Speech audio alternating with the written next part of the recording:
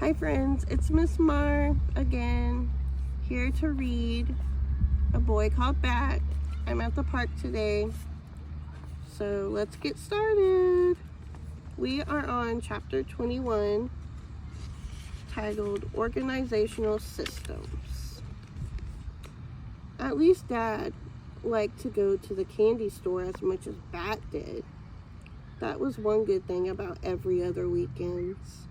On Saturday morning, after breakfast and dishes, Dad pulled their bicycles out of his garage.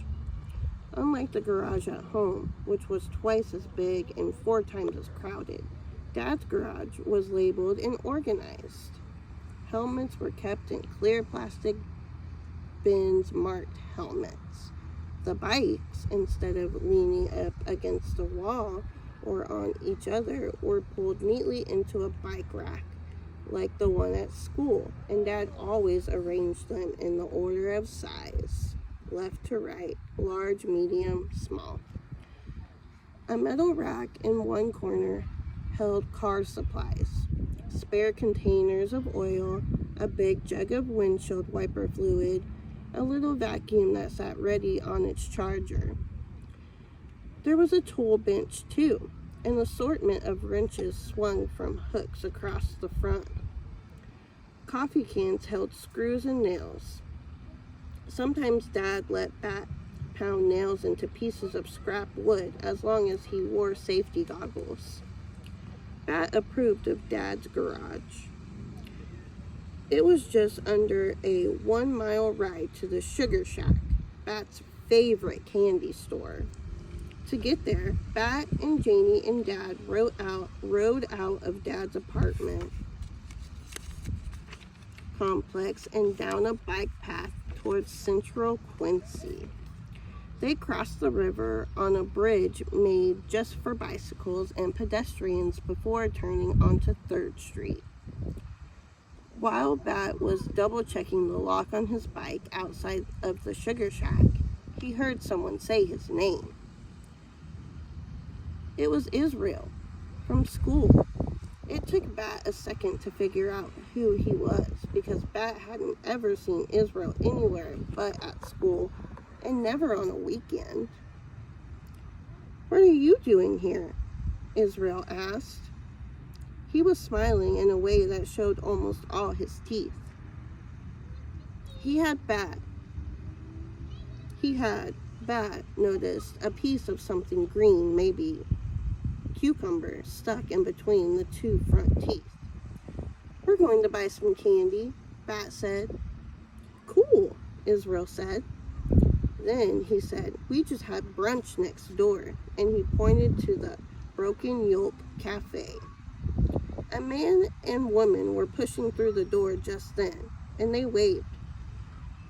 Israel waved back. "That's what I would have guessed," Bat said. "You have food in your teeth." Israel's smile fell away. "Okay," said Bat. "See you Monday at school." "Hey," said Israel. "Wait." Bat waited. "I was wondering about the skunk. Do you still have him?" "Of course I do," said Bat. "Then, well, not right now, because I had to spend the weekend with my dad." "Oh," said Israel. "I didn't know your parents were divorced." Bat didn't say anything to that, because it wasn't a question. Still,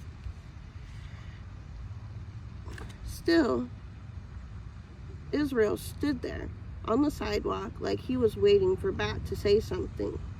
The grown-ups who had waved at Israel walked over and stood behind him, and now it felt like all 3 of them were waiting for Bat to say something or to do something.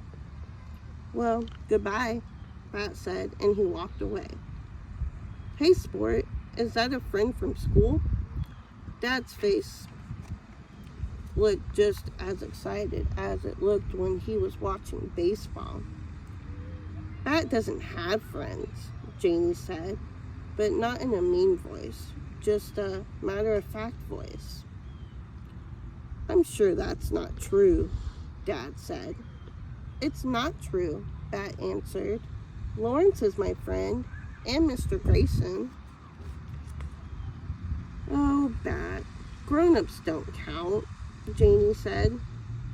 Then she pulled open the door to the candy store and held it for Bat to pass inside. The Sugar Shack was an exceptional candy store.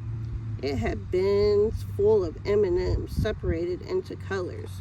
So if you wanted exactly 11 greens and 11 blues, but no yellows, reds, or oranges, as Bat did, you could get exactly that.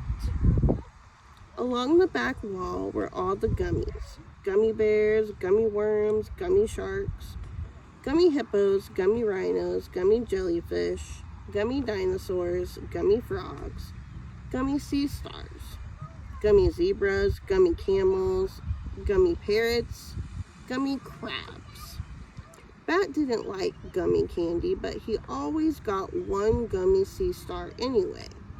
He liked the way they felt in his hand. Big barrels full of hard candies formed the aisles.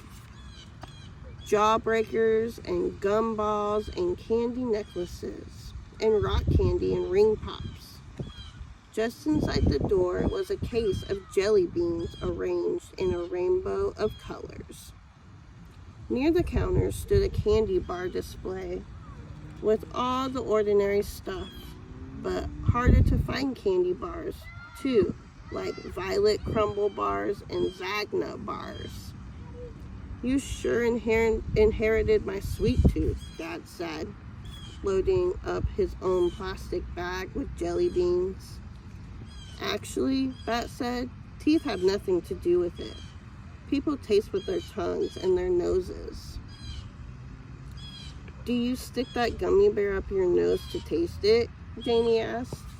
Her bag was full of a mishmash of candies that didn't make any sense to Bat. It's a gummy sea star, Bat said. And no, the way something smells is part of how you taste it. Well, I guess that's why people don't eat skunk meat, Janie said. P.U. She wrinkled up her nose and stuck out her tongue. Thor doesn't stink, Bat said. He doesn't even spray yet. But he will, Janie said. I hope not until after we give him to the rescue. Maybe we'll keep him, Bat whispered. Sport, your mom can't adopt every stray animal that comes into her clinic, Dad said. She'd have a zoo if she did. We won't adopt all of them, Bat said. Just this one. Mom said we're only going to keep him for a couple more weeks, Janie told Dad.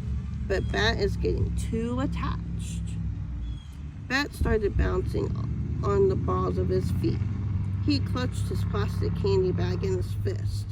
It crinkled in a way that bothered his ears, so he loosened his fingers and let go. Blue and green M&Ms bounced and rolled across the floor of the Sugar Shack.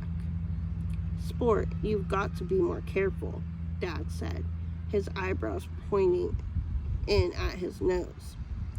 Bat felt tears welling up in his eyes. He swiped at his face with the arm of his shirt and turned toward the door. Under the sole of his shoe, he felt the crunch squish of a flattened M&M. The end. Don't forget to listen to the question. All right, bye. Thanks for joining.